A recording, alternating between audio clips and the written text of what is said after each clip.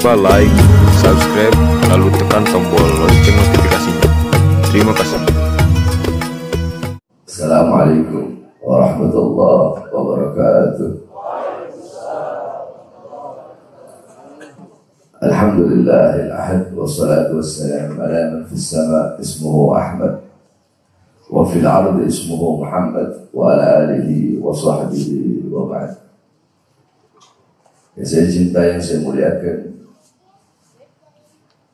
keluarga besar daripada almarhum Al-Habib Abdul Rahman Ibn Umar Al-Attas, mudah-mudahan Allah Subhanahu wa ta'ala merahmati beliau, Allah kumpulkan beliau bersama datuk beliau baginda Nabi besar Muhammad sallallahu alaihi wasallam. Yang saya cinta, yang saya muliakan, guru kita bersama, akhuya Habibi Qalbi Al-Habib Hanif bin Abdul Rahman Al-Attas, akhuya Al-Habib Saleh bin Abdul Rahman Al-Attas, beserta seluruh para habaib, beserta seluruh hadirin hadirat Majelis Ta'lim Huraidah yang selalu dimuliakan oleh Allah Subhanahu wa ta'ala. Alhamdulillah, segala puji dan syukur kehadirat Allah Subhanahu wa ta'ala, yang dimana Allah Subhanahu wa ta'ala menggerakkan hati kita, hati menggerakkan kedua kaki kita, sehingga kedua kaki kita melangkah ke tempat yang diridhai oleh Allah Subhanahu wa ta'ala ini. Tempat yang menjadi tempat turunnya rahmat, tempat yang menjadi tempat turunnya maghfirah, tempat yang menjadi tempat turunnya hidayah, tempat yang menjadi tempat yang dimana hamba-hamba yang tidak tampak lebih banyak daripada hamba-hamba yang tampak. Siapa? Yakni para malaikat-malaikatnya Allah Subhanahu wa ta'ala.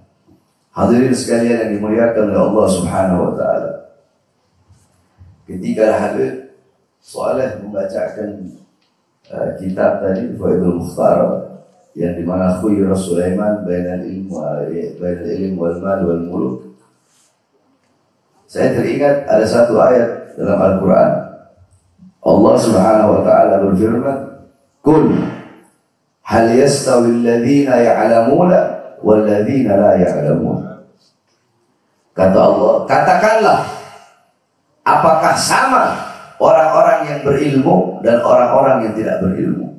Apakah sama orang-orang yang berilmu dengan orang-orang yang bodoh? Apakah sama orang-orang yang mengenal dengan orang-orang yang tidak mengenal? Apakah sama orang-orang yang dekat dengan orang-orang yang jauh? Apakah sama para ulama dengan orang-orang yang bodoh? La yastawuna abada, la fid dunya wa la fil akhirah. Tidak akan pernah sama orang-orang berilmu dengan kita orang-orang yang bodoh. Di dunia tidak sama, di akhirat juga tidak sama. Apa yang tidak sama? Keadaannya tidak sama, ibadahnya tidak sama, duduknya kita tidak sama, makannya kita tidak sama, mandinya tidak sama. Semua perkara yang tidak sama, semua keadaannya tidak sama, magomnya tidak sama. Kita duduknya sia-sia. Beliau-beliau orang-orang yang berilmu duduknya ibadah.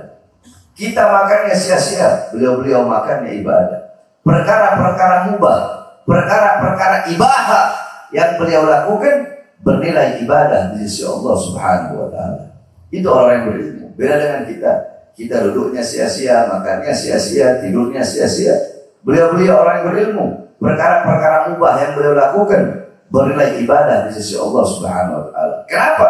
Karena segala perkara-perkara yang mubah, segala perkara-perkara yang ibadah, beliau niatkan untuk beribadah kepada Allah Subhanahu wa ta'ala. Beliau mau makan, beliau niatkan, saya niat makan untuk agar badan saya kuat untuk beribadah kepada Allah. Makannya dapat pahala. Kita makannya sia-sia, nggak ada kita niatkan karena Allah, nggak ada kita niatkan untuk beribadah kepada Allah Subhanahu wa ta'ala. Ya, ini tidak akan pernah sama. Duduknya tidak sama. Orang-orang yang berilmu, duduknya mereka ibadah. Orang-orang yang berilmu memandang wajah mereka ibadah. Bersalaman dengan mereka ibadah.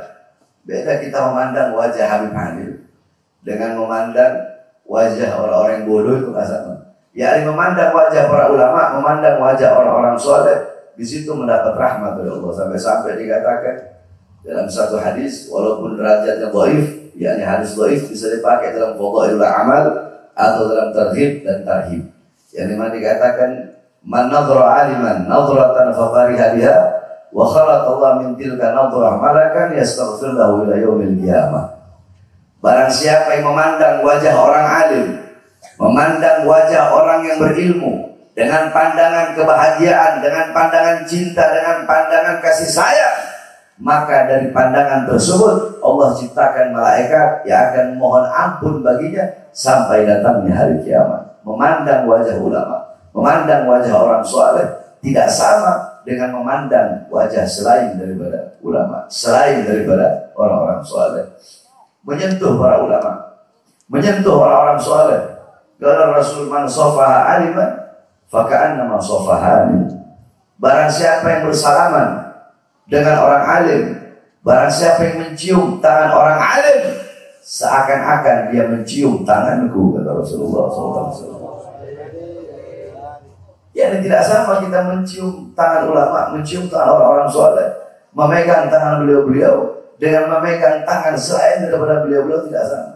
Sampai-sampai diceritakan di zaman Imam Al-Khufi, ketika itu ada perampok, yang dimana para perampok ini setelah mereka selesai merampok, ketua perampok itu memerintahkan anak buahnya untuk pergi ke pasar membeli betih.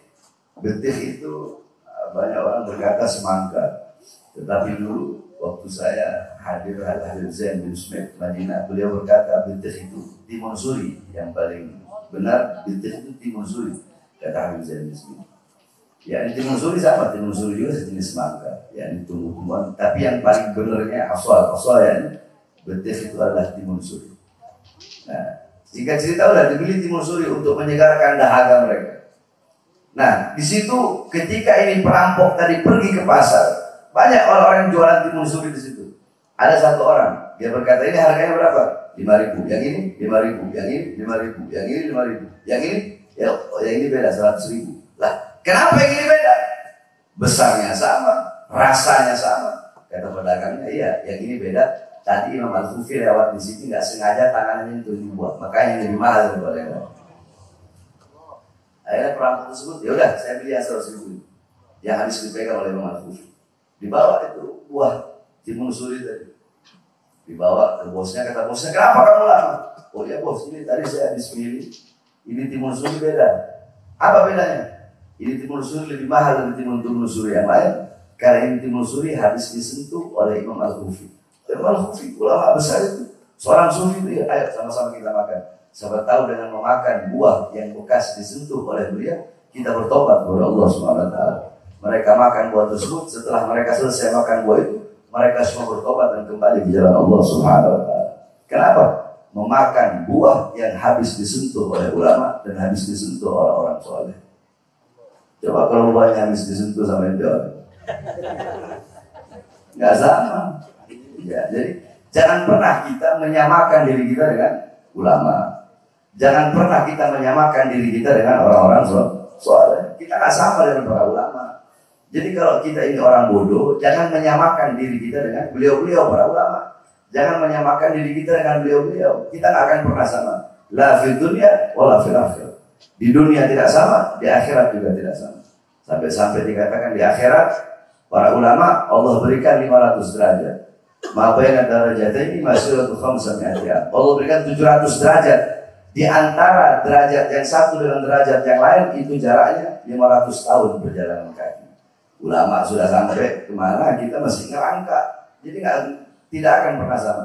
Beliau-beliau para ulama adalah pewaris Nabi Muhammad, penyambung lidah Nabi Muhammad, penerus perjuangan daripada baginda Nabi besar Muhammad SAW.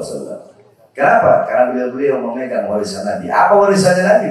Warisannya Nabi bukan harta, bukan pangkat, bukan dinar, bukan dirham, bukan jabatan, bukan tahta, bukan kekuasaan, tetapi warisan Nabi Muhammad adalah ilmu, amal, wara', khauf, ikhlas, sabar, takwa, zuhud, ibadah, qanaah. Itulah warisan Nabi Muhammad SAW. Kalau bukan karena beliau-beliau para ulama, kita tidak akan mengenal iman yang dijelaskan oleh Habib Hanif. Kalau bukan karena ulama, kita tidak akan mengenal Islam, tidak akan mengenal Allah, tidak akan mengenal Nabi Muhammad, tidak akan mengenal surah Nabi, tidak akan mengenal apa itu sholat, apa itu puasa, tidak akan mengenal syariat, tidak akan mengenal takwa, tidak akan mengenal qanaah, tidak akan mengenal semuanya. kalau bukan karena para ulama dan bukan karena orang-orang soleh. Makanya kita bersyukur kepada Allah, Indonesia adalah tanah para ulama. Datang para ulama dari Hadramut, para habaib, para wali songo datang untuk membawa Islam, untuk menjelaskan Islam, untuk menyebarkan Islam. Siapa beliau-beliau kalau bukan para ulama dan kalau bukan para orang-orang soleh? Jadi jangan pernah kita menyamakan diri kita. Ini enggak. Banyak orang sekarang udah bodoh, goblok, tolol, terus mau menyamakan dirinya, bahkan bukan menyamakan, bahkan menganggap dirinya lebih tinggi daripada ulama. Padahal goblok, padahal tolol, bodoh. Mending kalau orang goblok. Kalau orang goblok, orang bodoh, sadar akan dirinya, maka dia akan berusaha untuk menghilangkan kebodohannya. Yakni rajulun arba, rajulun yadri wa yadri annahu yadri. Laki-laki itu ada 4. Yang pertama laki-laki yang tahu dan tahu kalau dirinya tahu. Fadzaka alim. Ini orang berilmu, yakni dia pintar dan dia tahu kalau dirinya pintar. Dia berilmu dan dia tahu kalau dirinya berilmu. Ini orang berilmu. Ini orang alim, ikuti dia. Yang kedua, rajulun yadri wa la yadri annahu yadri. Yang kedua, ada orang yang pintar, ada orang yang berilmu, ada orang yang tahu, tapi dia tidak tahu kalau dirinya tahu. Nah, ini ghafil, ini orang yang lalai, orang tertidur. Bangun dia, bangun. Bangun. Kamu berilmu, kamu punya ilmu. Ayo amalkan kau punya ilmu, ajarkan kau punya ilmu. Jangan kau katimul ilm, jangan kau menyembunyikan kau punya ilmu. Kau akan dilaknat oleh Allah SWT. Bangunkan dia. Nah, yang ketiga, rajulun la yadri wa la yadri annahu la yadri. Rajulun la yadri wa yadri annahu la yadri. Fadzaka mustarsyidun. Yang ketiga, ada orang yang tidak tahu, orang yang bodoh, tapi dirinya sadar kalau dirinya itu bodoh. Dia bodoh, dia nggak punya ilmu, tapi dia sadar, dia tahu dirinya bodoh, dia tahu dia nggak punya ilmu, sehingga ini orang yang butuh petunjuk. Kalau orang sadar dirinya bodoh, maka dia akan berusaha menghilangkan kebodohan dalam dirinya. Orang kalau sadar dirinya bodoh, dia pasti akan menuntut ilmunya Allah Subhanahu Wa Taala. Dia pasti ingin berusaha menghilangkan kebodohannya dan mencari ilmunya Allah. Nah, ini ada golongan yang keempat yang banyak zaman sekarang. Siapa mereka? Rajulun la yadri wa la yadri annahu la yadri. Orang yang tidak tahu dan tidak tahu kalau dirinya tidak tahu. Orang yang goblok, bodoh, tolol dan tidak sadar kalau dirinya bodoh, goblok dan tolol. Orang kalau bodoh, bagaimana mungkin ingin menghilangkan kebodohan dalam dirinya kalau dia sendiri tidak sadar dirinya itu bodoh. Jadi bodoh sok pinter, goblok sok pinter, tolol sok pinter. Ini orang-orang zaman sekarang banyak seperti ini. Sehingga apa? Sehingga dengan kebodohannya yang dia tidak tahu kalau dirinya bodoh, suka mendikte apa yang dilakukan oleh ulama-ulama, sehingga dirinya ini bodoh, tapi dia mendikte apa yang dilakukan oleh ulama. Oh, apa itu sholat Jumat? Nggak sah itu sholat Jumat di Monas. Bodoh, goblok. Gila dikasih dalil dia.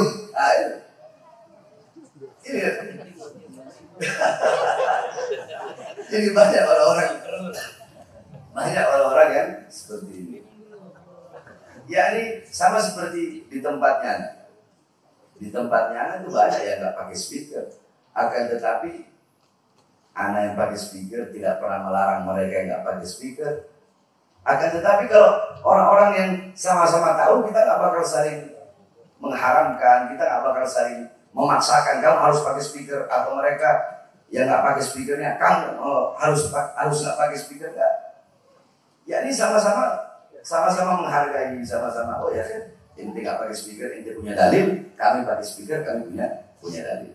Sama seperti zaman dulu ada Kiai Hasyim Asy'ari sama Mbah Mangli. Kiai Hasyim Asy'ari pakai dufuf, pakai hadroh. Mbah Mangli nggak pakai hadroh, nggak pakai speaker. Ya ini ketika Mbah Mangli datang ke Jombang ke Kiai Hasyim Asy'ari, Kiai Hasyim Asy'ari memerintahkan untuk apa? Untuk menyembunyikan semua beduk-beduk yang ada di masjid. Kenapa? Karena menghargai Mbah Mangli yang tidak pakai speaker dan tidak pakai dufuf atau hadroh. Nah, melihat itu Mbah Mangli merasa takjub dengan keilmuan yang luar biasa daripada Kiai Hasyim Asy'ari, yakni menghargai daripada Mbah Mangli. Akhirnya sebaliknya, ketika Kiai Hasyim Asy'ari datang ke Magelang, ke tempat Mbah Mangli, beliau memerintahkan untuk menyambut dengan hadroh. Padahal beliau nggak pakai hadroh. Nah, ini yakni orang kalau saling berilmu seperti ini, bukan seperti orang-orang bodoh zaman sekarang. Udah bodoh malah mendikte ulama. Nah ini orang-orang yang bodoh tapi tidak tahu kalau dirinya bodoh. Ada lagi di zaman dulu ada satu cerita bahwasanya ada seorang ahli ibadah. Makanya kan dikatakan yakni orang-orang yakni kullu amalin bila ilmin amaluhu mardudatun amaluhu mardudatun la tuqbalu. Ya, yakni segala amal ibadah yang tanpa didasari dengan ilmu, maka amalnya ditolak, tidak akan diterima oleh Allah Subhanahu wa taala. Sebagaimana diceritakan dulu ada seorang ahli ibadah. Pagi, siang, sore, malam ibadah terus. Akan tetapi suatu hari tetangganya bingung. Tetangganya bilang, "Ya Syekh, kamu ahli ibadah, tapi kenapa kamu yakni berzina dengan kamu punya keledai?" Apa kata dia? "Iya, saya berzina dengan keledai untuk menghindari saya berzina dengan perempuan." Jadi dia bodoh, dia nggak tahu kalau berzina dengan keledai itu haram. Ya, jadi dia kira yang haram itu dengan perempuan. Kalau sama binatang, dia pikir nggak haram. Nah, ini bodoh, goblok, tapi tidak sadar kalau dirinya bodoh. Bodoh, goblok, tapi tidak sadar kalau dirinya bodoh. Nah, makanya kalau Rasul kun aliman, jadilah kalian orang-orang yang berilmu. Jadilah kamu orang yang berilmu.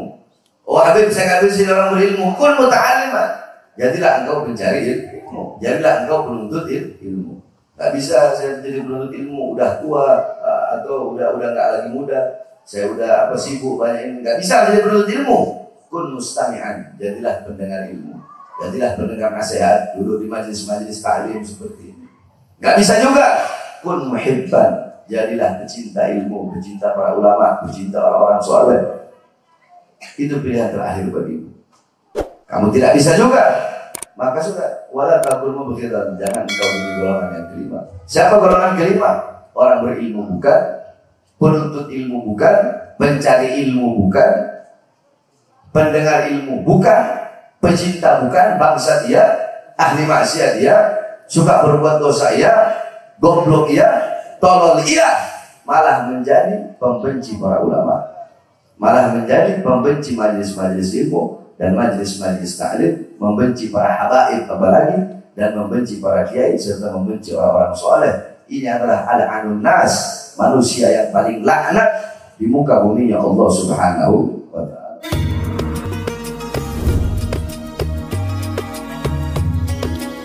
Jangan lupa untuk like, subscribe, dan nyalakan tombol loncengnya biar kalian dapat notifikasi gratis dari kami. Terima kasih.